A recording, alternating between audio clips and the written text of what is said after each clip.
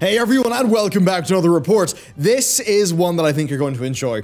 Activision-Blizzard's Hubris is claiming another one of their golden geese, the Overwatch League. They're right now in the grips of a talent crisis with several big name casters and analysts jumping ship one after the other. But with the league's first regional season only weeks away and talent pretty much dropping off flies, the question is why? Well, turns out they don't value talent, they are pretty much high in their own supply, and funnily enough, on a smaller scale, a smaller scale than say with Malik, who's a bigger fellow in terms of the beans he'll bring in, well, I've had similar experiences with Blizzard over with my other channel. Not to do with individual staff, but instead down to the institutional DNA of Blizzard Entertainment. This is going to be a spicy one, so be sure to like, sub, ring that bell, and let's go see what happens when you kill your grassroots scene and then you decide that you're the new NFL. So, the Overwatch League has always been a bit of a rickety excuse for an esport, but it really did start to struggle with the departure of Nate Nanzer last year. Now, Nate Nanzer was the Overwatch League's commissioner. Now, that is basically a fairly nebulous role that had more to do with him being a cheerleader for the league, him selling sponsorships, sort of that stuff more than the actual day-to-day running of the league.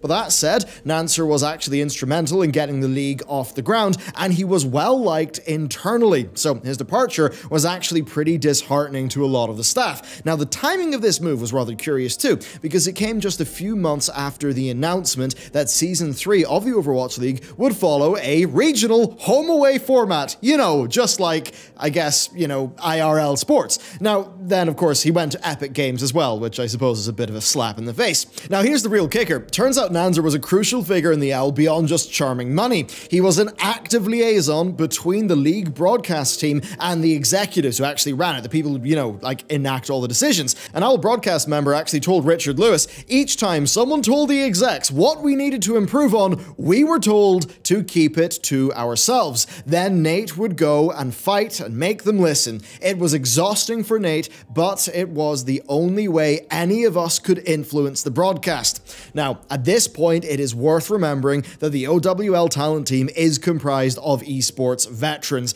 really big names, you know, people who will have actually a lot of good ideas about improving broadcasts. And, you know, those are experience-driven ideas because they know esports rather than the profit-driven, let's be the new NFL franchise model, you know, BS of the Overwatch League. And I mean, just for an example, surely the insistence on forcing a regional structure on a global product is not going to go that well. It's another move that is straight out of traditional sports where, you know, they've got a home team, an away team.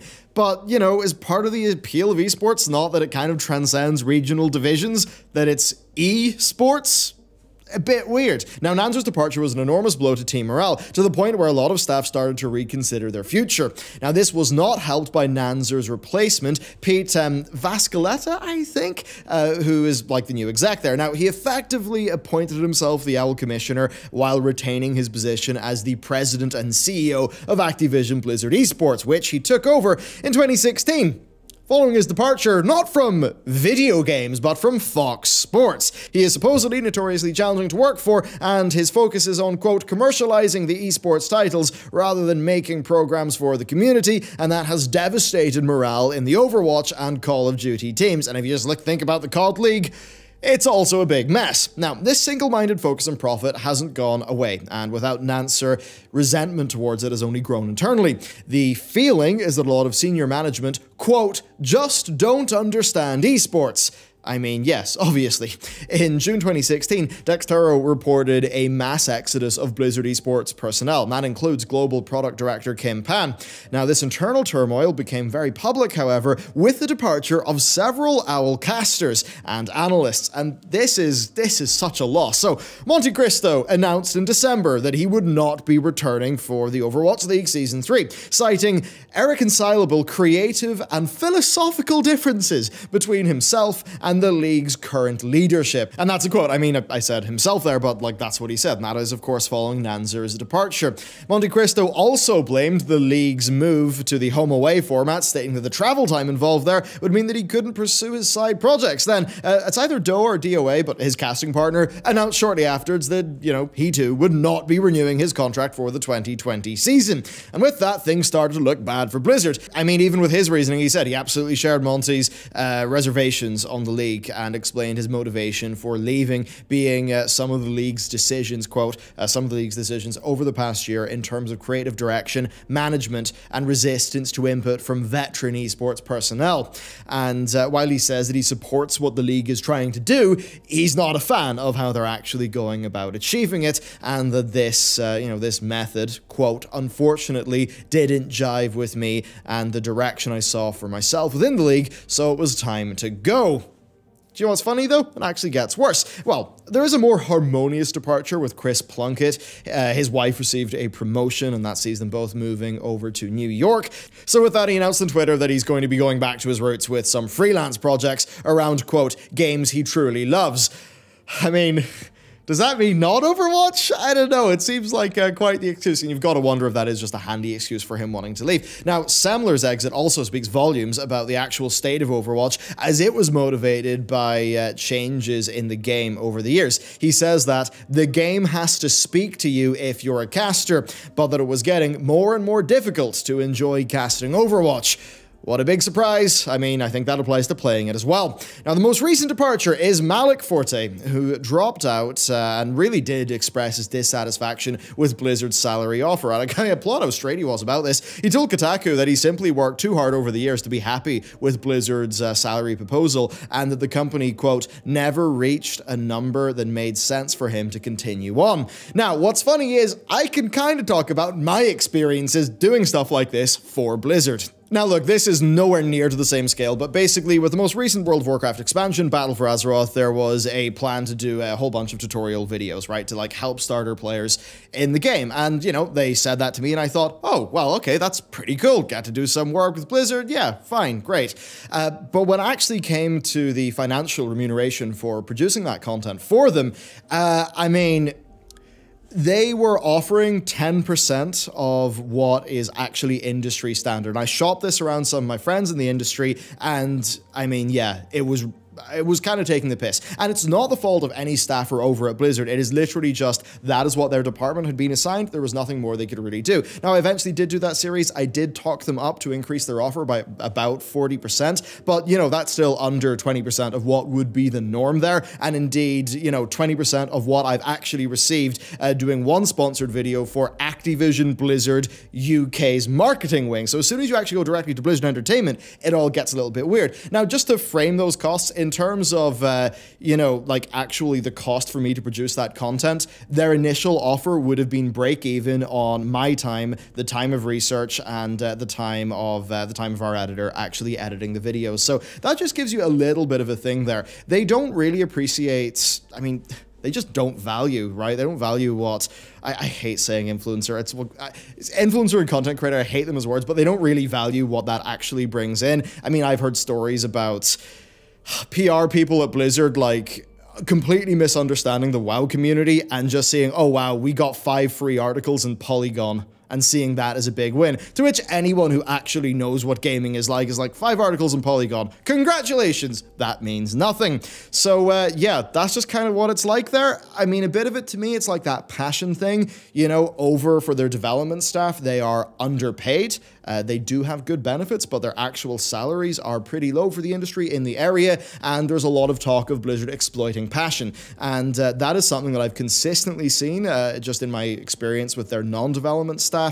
They've just not treated them that well, and it's also something that I've seen in just, you know, other aspects of how they operate. And clearly here, Malik, who I think was, you know, one of the most charismatic guys in the league, he did an excellent job hosting. Yeah, they clearly did not value what he's like brought to the league, and that's why he ended up leaving. Now, it's also important to note that, like, this isn't a changing of the guard. It's not talent being poached by another company that much. This is just an all-out exodus of experienced esports staff who would rather work freelance than stay with the Overwatch League. And this just ties together all the complaints of corporate involvement that we mentioned before in this video. You know, the money-making interests, they are at odds with the staff whose desire is to make a fun viewing experience and a good esports league.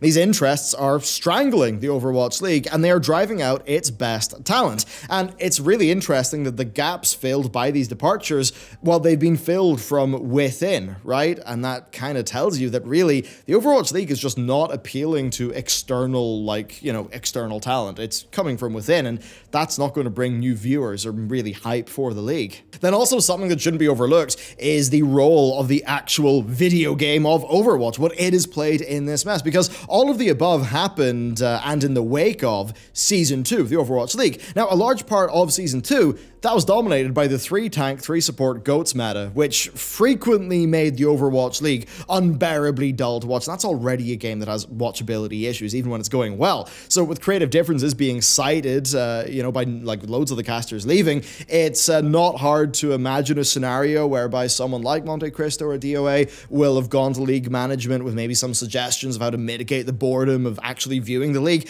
and just the execs telling them to go away.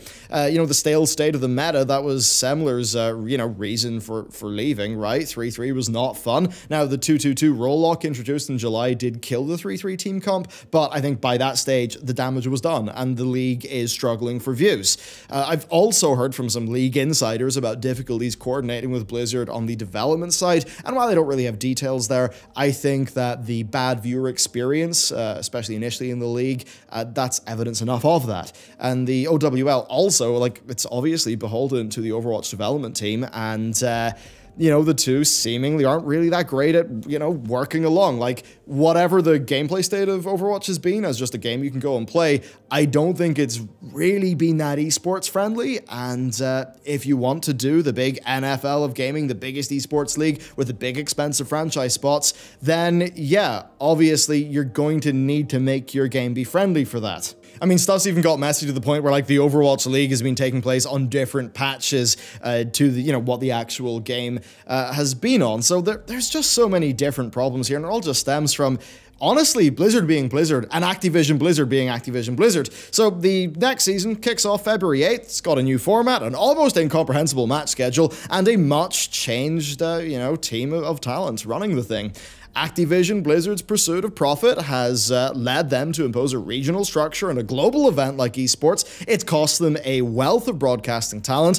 Only time's going to tell how it's actually going to work out for them, but you know what? Wouldn't really be placing any positive bets there. And certainly, while the Call of Duty League did make a few good decisions more recently, I just don't really feel that good about the state of Activision esports. I feel like they're going to learn a lot, and hopefully the rest of the industry learns a lot from them, because just deciding you are the biggest, turns out, doesn't really work. You need a strong grassroots. You need to think about, why is CSGO big? Why did StarCraft 2 like explode initially? What are the mechanics of that? And yeah, just deciding, hey, we got a bunch of money, we're going to do the NFL, but with our game, maybe that doesn't really work. So let me know what you think about this video. Be sure to like, sub, all that good stuff. There's a bunch of other content on the channel and pretty much daily uploads from now on. We've restructured a little bit internally to be able to do that. So I hope that hope it turns out well. But anyway, cheers. I'll see you next time.